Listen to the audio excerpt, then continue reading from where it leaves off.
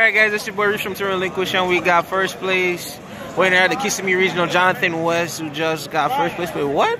Mekk-Kngihts Invoked. Interesting. Let's take a look at the deck profile and see what's going on. Sure, yeah, it's pretty bare bones deck profile, or deck as far as like the choices I made. Just tried to maximize consistency.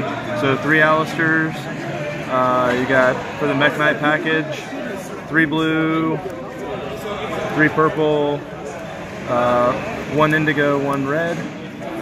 I mean, this seemed perfect. I never was lacking for anything. Only a couple times I banished these guys with desires, but it wasn't a huge deal because these guys are big enough.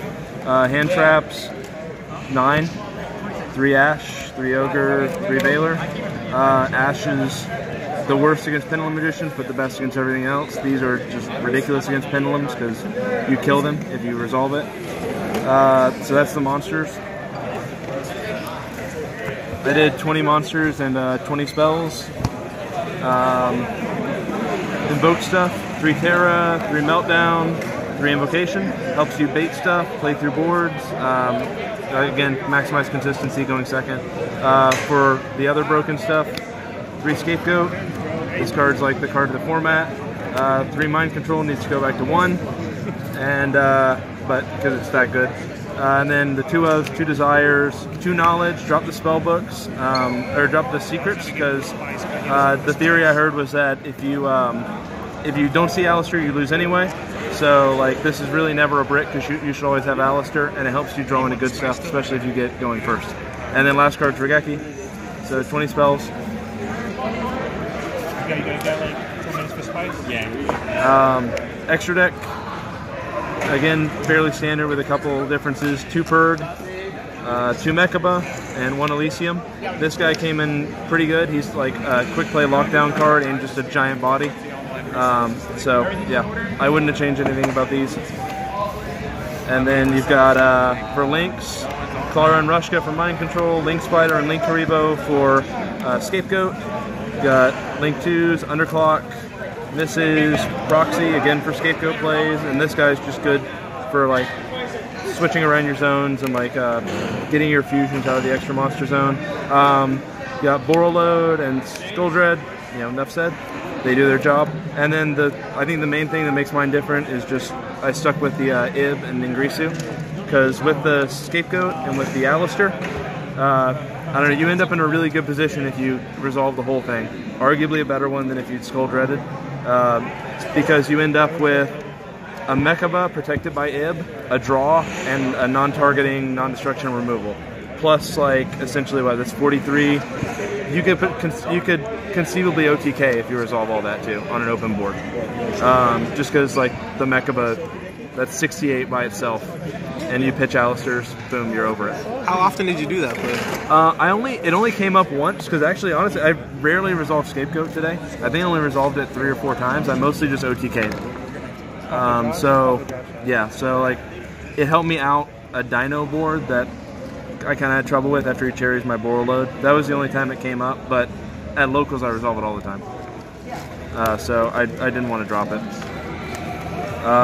So yeah, side.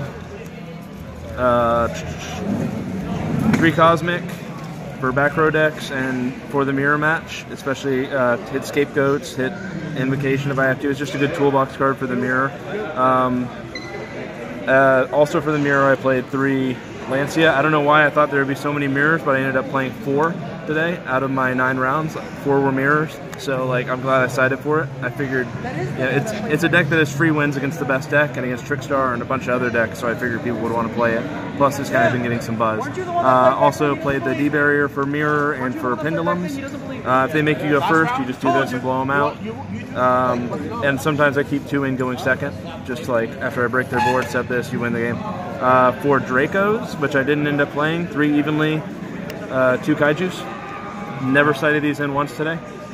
Never played the matchup where they were good. Dark Hole was just the 15th best card. Like, I came up with a few ideas of when I would cite it in, but it was just a general utility card. So yeah, that's basically the list. Alright. Really simple. Is there any notable round that caught your attention or anything at all? I mean, it was mostly just standard Invoke stuff. You draw good going second cards, you bait out the negates, either make Purgatrio or Regeki them and win the game. Like it's just all about advantage.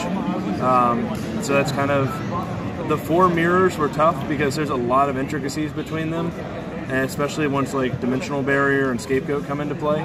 So like you have to play smart and know when to like make a move and when not to, so you don't give them columns. But if you can make a push, you just go all in, and hopefully you kill them. And if you don't, then you're kind of in a bad position, but you have hand traps to protect you, hopefully. But yeah, I feel like I got a lot better at the mirror today. All right. Learned a lot of things not to do. Any shout-outs? Yeah, shout out to the whole crew. Fletcher, Cuts, Phoebo, Lewis, Sammy Boy, Pescado, Joe Block. Those are the same people, same person. Same person. Everybody else at Oblivion in Tampa, the locals, and yeah. All right. Will we be seeing you at Nats this year? Hopefully, if I can make the trip. I got a busy schedule. I mean, you got first place, you got this nice mat. Yeah. Skull, and you got the pink deck box. It was a good day of Yu-Gi-Oh! I can't complain. All right, then. Mr. Boris from Team Relinquish. Till next time.